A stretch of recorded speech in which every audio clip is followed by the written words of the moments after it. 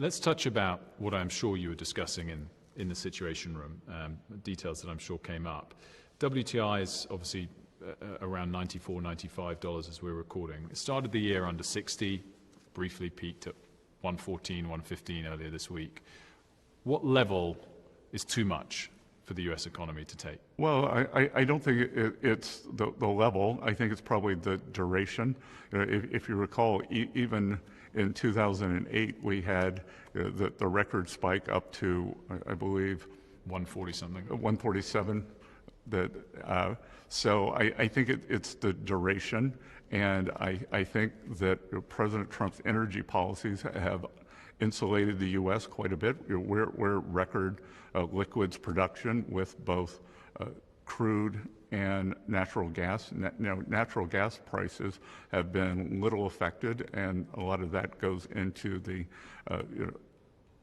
energy, the household bills. So, and again, President is focused on his mission of the wiping out the Iranian missile capabilities, their manufacturing capabilities, their Air Force, their Navy, and their ability to project power beyond their borders and to cut off the head of the snake as the leading architect of global terrorism. You've obviously pledged to help in the insurance process for ships, with Lloyd's of London pausing on that detail. Big announcements in the last 24 hours about releases from strategic reserves from both the IEA and you as well. It hasn't worked in the short term on oil prices. Well, no. Let's back up. The market lives in the future. So we got the oil spike on Sunday night, and I think maybe at one point we were up about the $30, and then overnight, the FT published that the IEA was considering a 300 to 400 million barrel release. And then we had the biggest single reversal in one-day history that day. So it was already priced in. So we had a G7 finance ministers meeting on Monday where it was discussed, energy meeting, ministers meeting yesterday, and then, Tuesday, and then yesterday, I was in the Oval with the president for the leaders meeting, and the leaders confirmed that it would in fact be a 400 million barrel release, which is the largest in history. Yeah, I fully accept that. The news of a potential release brought prices down from their peak, but clearly we're still up 50% or so from where we started the year. I guess my point is, are you starting to think, if this does keep persisting as it is, that the Navy has to go into the Strait of Hormuz to help ships get through, which would have a big effect? Well, look, that was always in our planning, that there's the chance that U.S. Navy or perhaps an international coalition will be escorting oil tankers through. There are, in fact, tankers coming through now. Iranian tankers, I believe some Chinese flag tankers have come through. So we know that they have not mined the straits. And was that what you were just discussing in the Situation Room? We were discussing a plethora of things. And is it your belief that the volume of ships going through the Strait of Hormuz will be improving immediately from now? It is my belief that as soon as it is militarily possible, the U.S. Navy, perhaps with an international coalition, will be escorting vessels through. And that came up just now in the Situation Room? Your words, not mine. But again, are we days away from that? We've been planning for this. We've done scenario analysis for months, for weeks, leading into this. So, but it's a prospect in the coming days, then.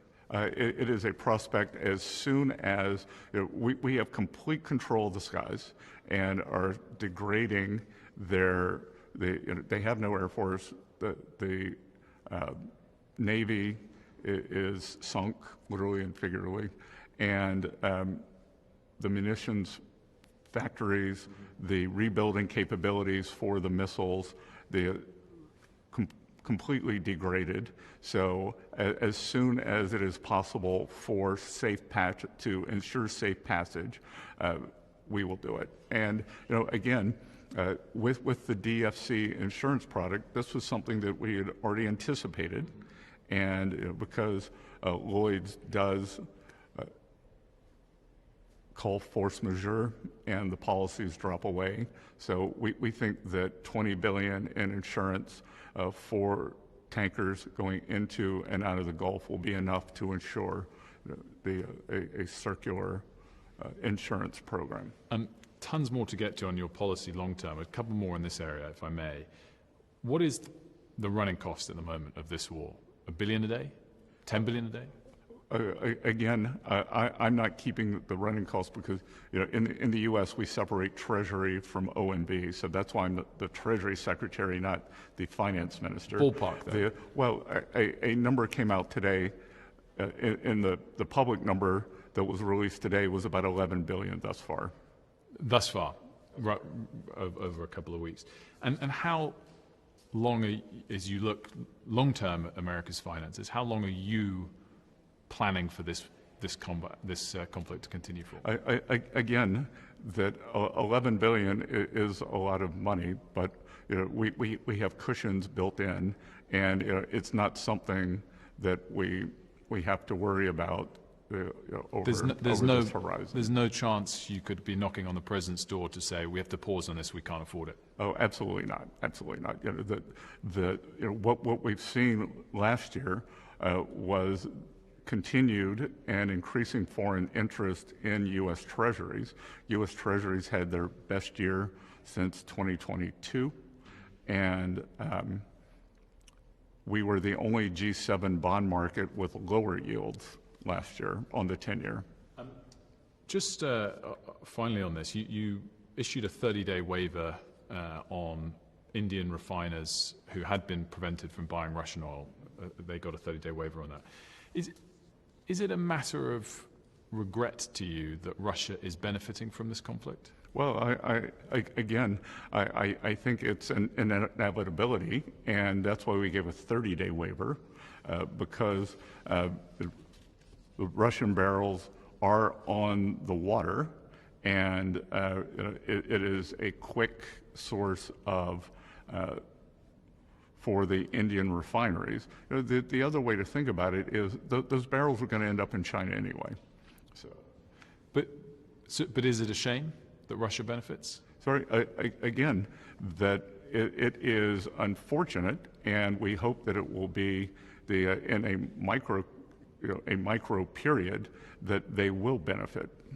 Let's move on to the special relationship and developments there. We've touched on this already. You've lived in the UK before for many years, still go back there a lot. President Trump said last week he's not happy with the UK. He said Keir Starmer is no Winston Churchill. You were speaking about that and what he said in the Oval Office about Spain and the UK last week. And you said that Spain had put American lives at risk. Did Keir Starmer do the same?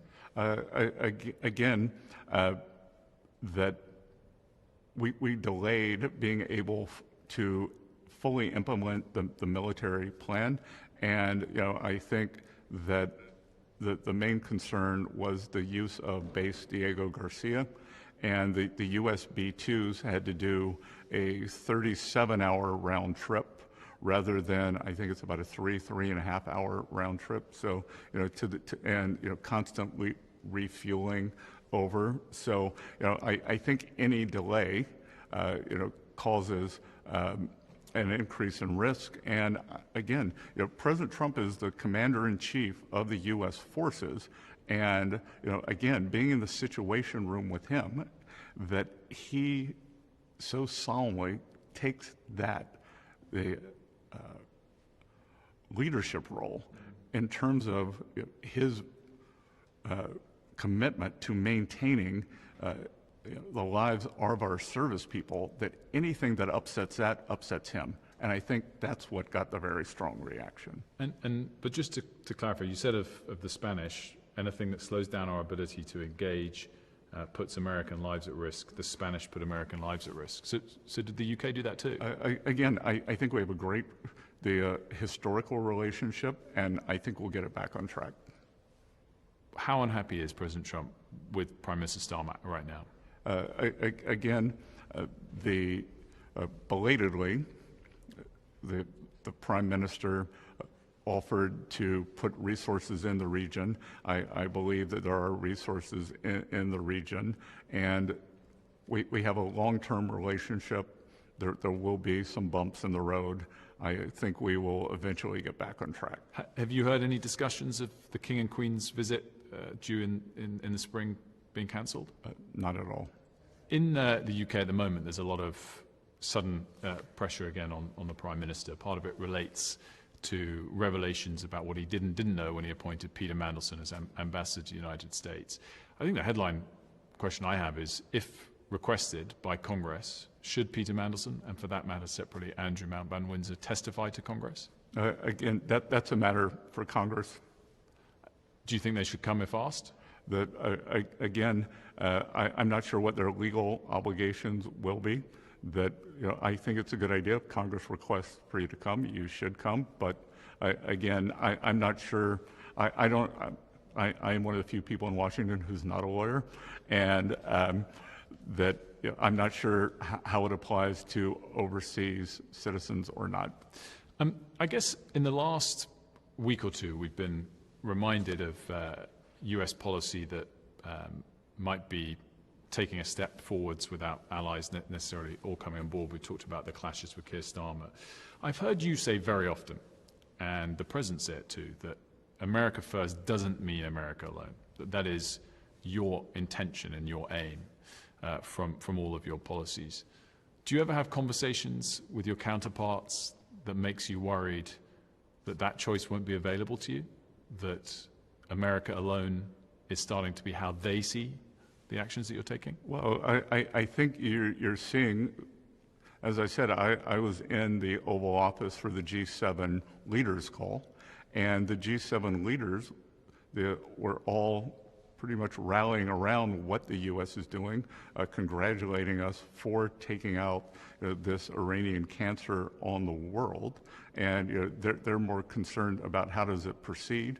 We're seeing what may be an international coalition in terms of the Straits of Hormuz, that many countries have offered their minesweepers, should it be necessary for detection. And the other thing too, because I don't think in terms of our allies there's anyone in the world who wanted the Iranian regime as it currently was constituted and the power it projected to continue. What we're also seeing too is the Arab nations that in the Gulf, they are shocked by the Iranian attack on them. And I think that they've gotten a rude awakening that imagine an Iran that was 2 or 3 times stronger than they were 12 or 14 days ago, on February 28th. Is America out over its skis in the Middle East right now?